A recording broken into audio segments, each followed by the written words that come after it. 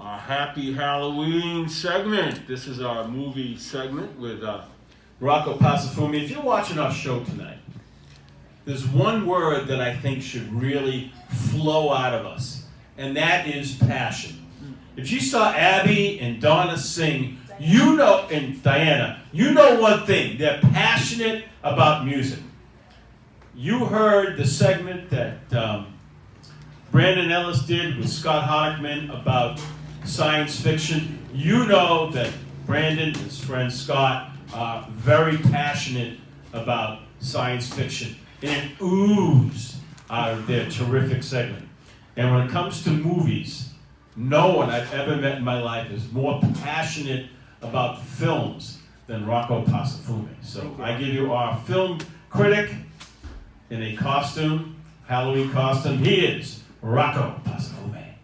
Thank you very much, Howie. The movie that I have for you this week is none other than Venom, and I'm having Brandon Ellis join me this week because he's a fellow science fiction fan, and he saw the movie as well, so I feel like he, what? My name's Spider-Man. I stand corrected. Okay, so, yes, it's directed by Ruben Fleischer, and it stars Tom Hardy.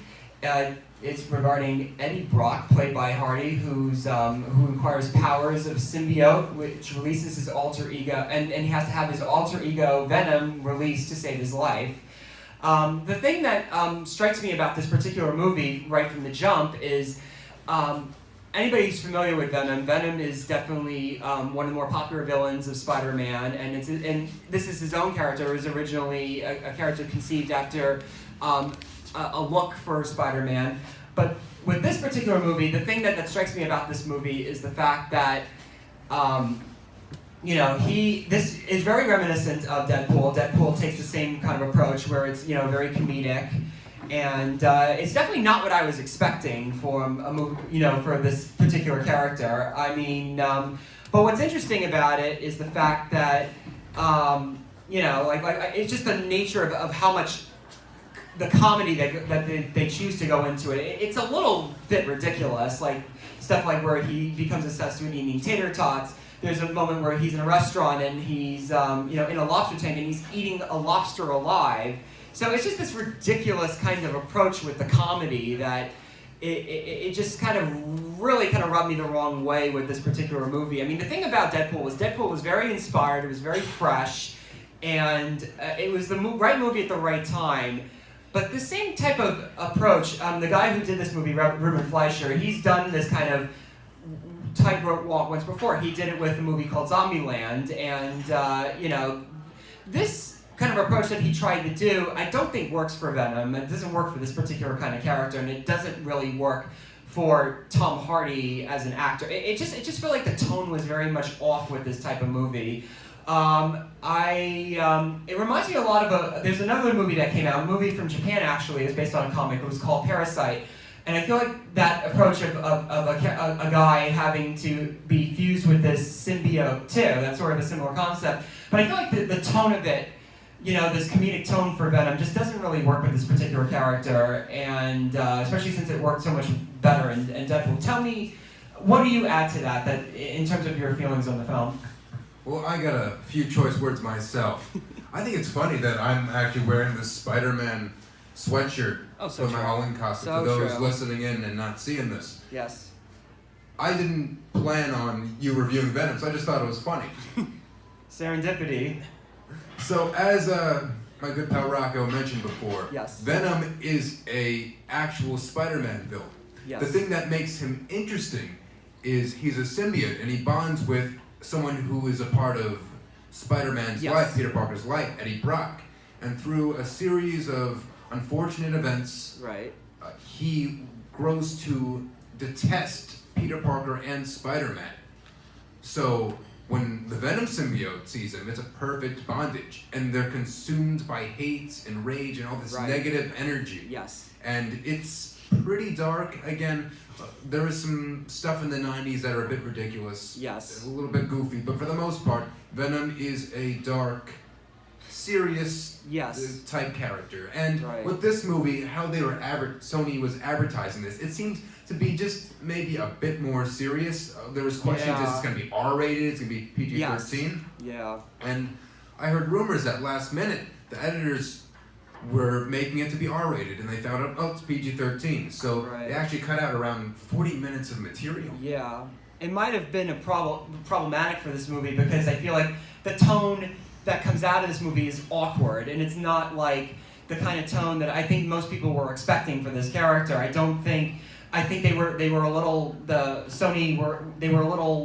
they were kind of panicking, you know, probably when they were putting the movie together, and it was like, you know, we're afraid that the movie won't test well because, you know, these movies tend to be very expensive and they want to make sure that, you know, they make their money. So I guess they thought, oh, you know, let's make this more like Deadpool. So, you know, that was a safer bet.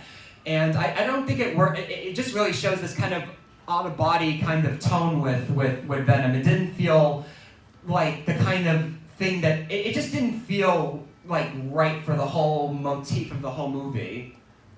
Now you're comparing it to Deadpool. I'm going to Yes. go even further and say it's sort of comparing it to the MCU. With the MCU, they strategically throw in a bit of humor into their movies, and they do it smart. Maybe a little too much at some points, but they do it in a clever way. With this movie, it's definitely Sony trying to build off that, make their own little cinematic universe, a Spider-Man universe without Spider-Man. Can you believe that? And it doesn't really work. It just doesn't feel like, if they were trying to piece this with Spider-Man, they didn't do it particularly well. It feels like they're kind of following the Marvel playbook rather than really trying to do something that really genuinely fits this particular, you know, the source material it comes from. And I think that's very important when you're doing a movie, is to make sure it doesn't feel incongruous with, you know, what it's coming from. Now, if they were to really play it off that Marvel handbook, it would be semi-competent. I'm going to tell you, folks, the movie is not very competent. Yes, As a film, the plot is, it seems like it's written by a kindergartner, so I'm going to make a visual. This is a kindergartner writing the script for Venom. For those listening in, I am tapping a pen onto a table, and that's what the movie seems like. It's very, very kind of basic. When you see Eddie's downfall, it all sort of plays out like as a formulaic, silly thing. It's not inspired. Yeah, definitely. And the best things about the movie is the fact that it's so ridiculous, and I think the movie even realizes that it's bad. I think that helps it a little bit. I mean, Yes, I thought it was very entertaining in that aspect, and I had fun with it. It was a bad movie. Yeah, it definitely was not what, like I said, it wasn't what I think a lot of people were expecting. It doesn't really fit this particular movie. I think like the tone of it was very off, and I think that, you know, when you're doing a movie, like I said, based on something, the aesthetics of it have to fit, and I don't feel like the aesthetics of it fit. I feel like it was trying to be a clone of Deadpool, and I think that that's not going to serve people well that were I mean, we've seen so many superhero movies the last couple of years, and I think that, you know, especially a movie with Tom Hardy, I think like all the pieces just don't really fit that. I mean, like I said, it's a decent, entertaining movie, but it doesn't reach that threshold that I think that most people would want from this type of movie. So overall, I give Venom 2 out of 5 stars, and I thank you very much for participating in this with me. Rocco, it's an absolute pleasure, Thank you. I'm glad to shy people away from this movie. No problem. Take care.